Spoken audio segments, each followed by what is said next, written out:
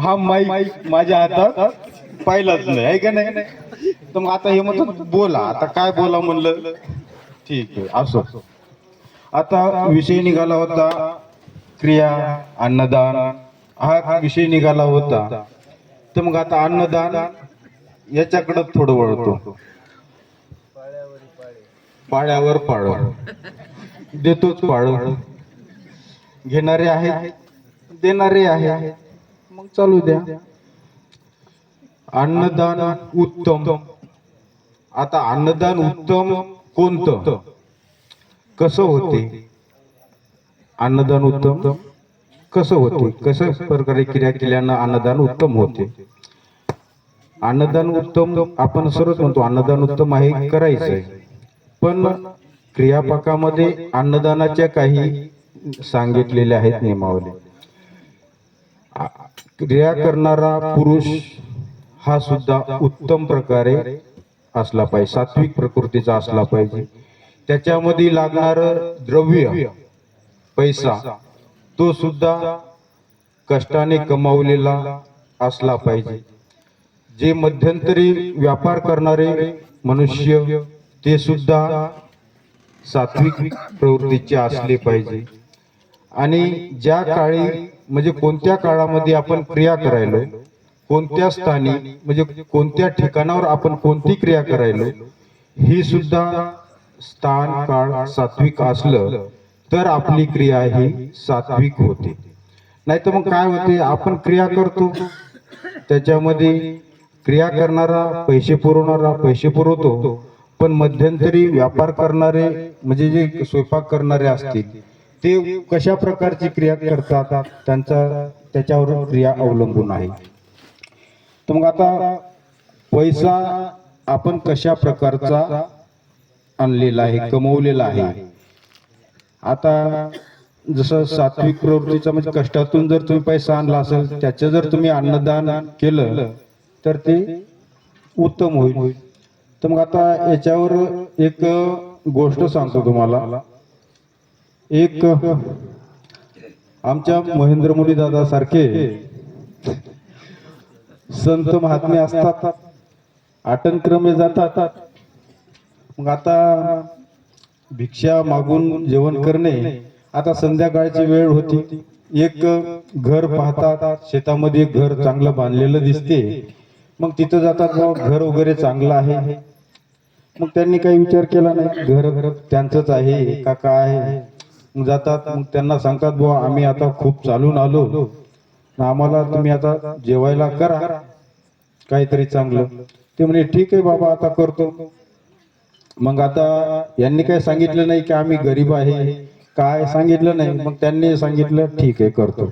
मग आता यजमानीबाईनं सांगितलं, म्हणजे आता बाबांनी तर आपल्याला हे सांगितलं गुलाबजामुन करा, हे करा ते करा, तर बघा म्हणे आता काही. मालक म्हणतात ठीक आहे बा जातो. मग ते एका सावकाराकडे जातात, तर ते जातात बाहेर आणि काही पदार्थ घेऊन येतात. बाबाला रात्री जेवू घालतात आणि बाबा आराम करतात. बाबाने आराम केल्यानंतर सकाळी बाबा त्यांना सांगतात रात्री की मी सकाळी उठून चालल्या जाईल, तुम्ही काही माझ्या सोबत म्हणजे सकाळी आपली भेट होईल का नाही हे सांगता येणार नाही. ते म्हणे ठीक आहे बाबा. बाबा सकाळी उठतात, पाहतात इकडं तिकडं. मग सर्व पाहिल्यानंतर यांचं जे काही देवघर होतं तिथं काही चांदीचं काहीतरी वाटी किंवा ग्लास काहीतरी असेल. मग बाबांच्या मनामध्ये विचार आला की आता आपण चाललो, इथं चांदीचं काहीतरी दिसायला. बाबांनी घेतलं, घातलं खिशामध्ये आणि बाबा गेले. मग आता रात्री खाल्लेलं जे अन्न होतं त्याचा परिणाम हा निघाले बाबा रस्त्यानं. मग आता ते अन्न जसं जसं त्याचं पचलं, अन्नाचा प्रभाव संपला. नंतर बाबांनी विचार केला की बा आपण हे असं का केलं, आपण तर तिथं चांगल्या यानं गेलो आणि असं का केलं.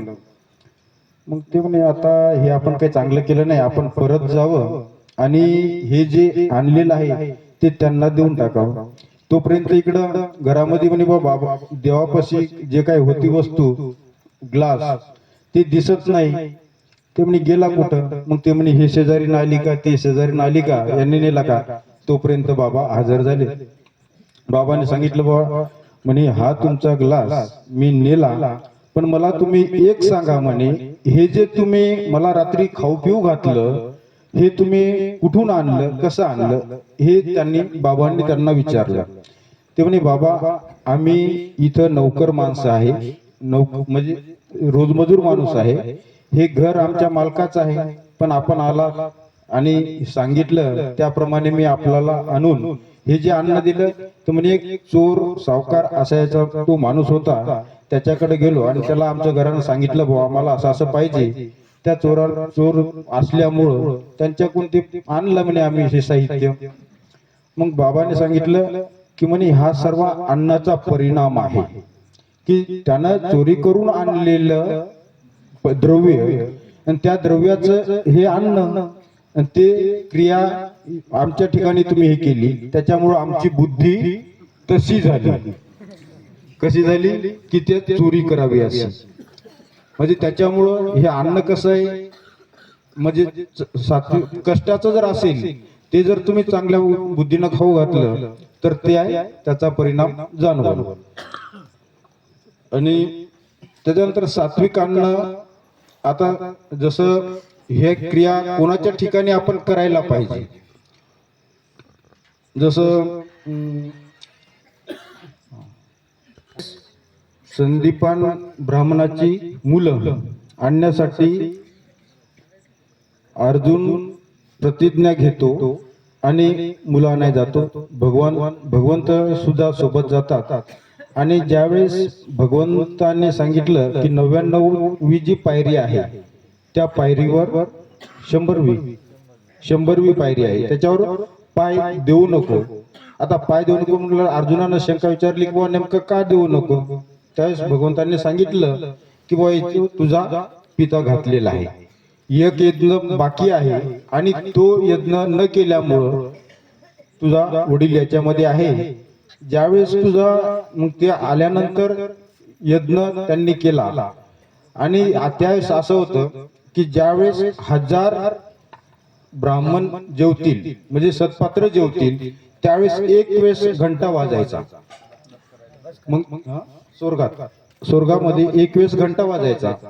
मग असंच त्यांचा तो यज्ञ चालत असताना ज्यावेळेस सुखदेव नावाचे जे भक्त होते ते त्या यज्ञामध्ये आले आणि त्यांनी काही पंक्तीमध्ये बसून जेवण केलं नाही.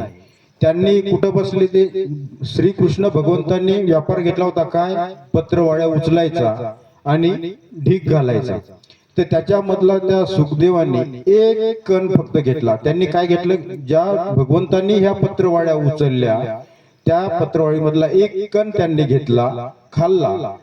ते कोण होते? भक्त होते. भक्ताच्या ठिकाणी तो एक शीत अन्न प्रवेशन झालं आणि ते एक अन्न शीत प्रवेशन झाल्यामुळं ज्यावेळेस तो एक घंटा 1000 ब्राह्मण जेवल्यानंतर वाजायचा, त्यावेळेस तो इतका घंटा वाजायला लागला काय अर्जुन असो, धर्मराज असो, दुर्योधन असो, या पाची भावनातले आपल्या काहीतरी अरिष्ट आपलं संकट आपल्यावर आलेलं आहे. आता हे संकट आलेलं आहे म्हणून यांनी आपले हत्यार काढले आणि बाहेर निघाले. त्यावेळेस भगवान श्रीकृष्ण महाराज म्हणतात, अरे एवढं काही हे झालेलं नाही, तुम्ही काही एवढं हत्यार सहस्त्र घेऊन बाहेर काही जाऊ नका, शस्त्र घेऊन. मग त्यावेळेस त्यांना सांगितलं की मग एका भक्ताच्या ठिकाणी जर एक शीत प्रवेशन झालं, इथीचा भक्त म्हणजे जसं आता तुम्ही भक्तच आहात, संत महात्म्याच्या ठिकाणी तुमचं जर चांगल्या याने क्रिया केली तर ते उत्तमच आहे. बर, आता इथंच थांबतो मी. दंडवत प्रणाम. जय श्रीकृष्ण. अत्यंत सुंदर असे विचार दादाजीने मांडले. बंधूंनो, मुळातच राजस तामस सात्विक या त्रिगुणातून सर्व असते.